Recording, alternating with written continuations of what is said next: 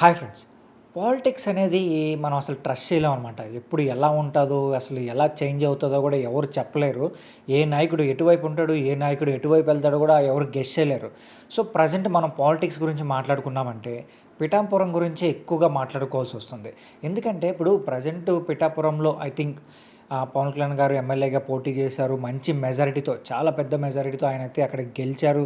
ఆయనకి మంచి fan base ఉంది. అలాగే రాజకీయ పరంగా చూసుకున్నా కూడా ఆయనకి మంచి సపోర్ట్ అయితే ఉందన్నమాట. బట్ పవన్ కళ్యాణ్ గారు పిఠాపురం రాకముందు చూసుకున్నామంటే వర్మ గారికి అక్కడ మంచి ఫాలోయింగ్ ఉండేది, మంచి సపోర్ట్ కూడా ఉండేది. ఆయన 2014 ఇండిపెండెంట్గా పోటీ చేసినా కూడా మంచి మెజారిటీతో ఆయన గెలిచాడు. బట్ ఏమైంది తర్వాత పవన్ కళ్యాణ్ గారు పోటీ చేయడం వల్ల, అంటే పవన్ కళ్యాణ్ గారు రావడం వల్ల వర్మ గారు ఏంటంటే పవన్ కళ్యాణ్ గారికి సపోర్ట్ చేశారు. సో దాంతో ఏమైంది, పవన్ కళ్యాణ్ గారు మంచి మెజారిటీతో అక్కడ గెలిచారనమాట. సో గెలిచిన తర్వాత కొన్ని రోజులు బాగానే ఉంది వాళ్ళిద్దరి మధ్య. సో ఏమీ విభేదాలు అయితే రాలేదు, మంచిగానే ఫ్రెండ్లీగానే మూవ్ అవుతూ ఉన్నారు. అలాగే ఒకరి వరకు ఒకరు షేర్ చేసుకుంటూ ఉన్నారు, అంతా బాగానే ఉంది. బట్ ఇప్పుడు ప్రజెంట్ సోషల్ మీడియాలో నడుస్తున్న న్యూస్ ఏంటంటే వాళ్ళిద్దరి మధ్య ఏదో తేడా వచ్చింది. సో వర్మ గారు కొంచెం పార్టీ నుంచి దూరం అవుతున్నారు. ఆయన సపరేట్గా ఆయన క్యాడర్ని బిల్డ్ చేసుకుంటున్నారు, అంటే ఆయన సపోర్టర్స్ని ఆయన బిల్డ్ చేసుకుంటున్నారు. మేబీ ఆయన పార్టీ నుంచి బయటికి వెళ్ళిపోతారేమో, లేదంటే వైఎస్ఆర్సీపీ పార్టీకి వెళ్ళిపోతారేమో, లేదంటే ఆయన ఇండిపెండెంట్గా నెక్స్ట్ ఎలక్షన్లో పోటీ చేయడం కోసం అని చెప్పి ఆయన వర్గంలో కానీ లేదంటే ఆయన సపోర్టర్స్ని ఆయన బిల్డ్ చేసుకుంటున్నారని చెప్పి న్యూస్ అయితే బాగా సోషల్ మీడియాలో బాగా సర్క్యులేట్ అవుతుందన్నమాట.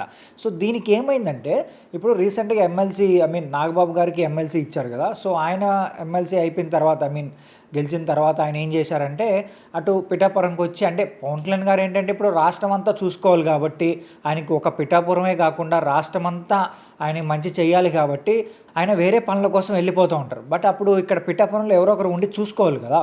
అందుకోసం అని చెప్పి నాగబాబు గారు వచ్చి, సో ఇక్కడ పిఠాపురంలో ఉన్న రాజకీయ నాయకులతో కావచ్చు, లేదంటే ఇక్కడ ఉన్న జనసేన సపోర్టర్స్తో కావచ్చు, లేదంటే ప్రజలతో కానీ ఆయన దగ్గరుండి మాట్లాడి వాళ్ళ సమస్యలు ఏమైనా ఉంటే తీరుస్తున్నారనమాట.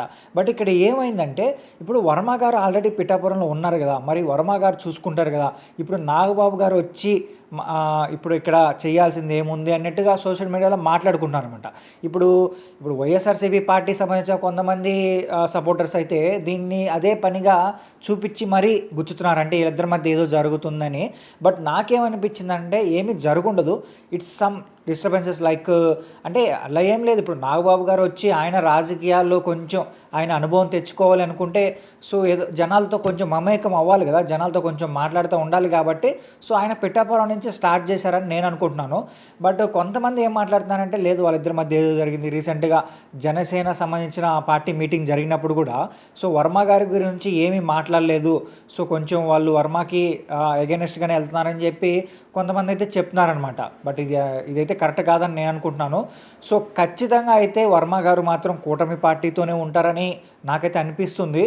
బట్ మరి చూడాలి ఫ్యూచర్లో ఏమవుతుంది ఏంటనేది. సో ఎందుకంటే ఇప్పుడు వైఎస్ఆర్సీపీ పార్టీకి వెళ్ళినా కూడా పార్టీ అంత గట్టిగా లేదు. అలాగే ఒకవేళ ఇండిపెండెంట్గా ఆయన మళ్ళీ పోటీ చేద్దాం అనుకున్నా ఆల్రెడీ జనసేనకి అక్కడ మంచి ఫ్యాన్ బేస్ దొరికింది కాబట్టి, మంచి సపోర్టర్స్ దొరికారు కాబట్టి సో అప్పుడు ఓట్లు చేయలే అవకాశం ఎక్కువగా కనిపిస్తుంది అనమాట.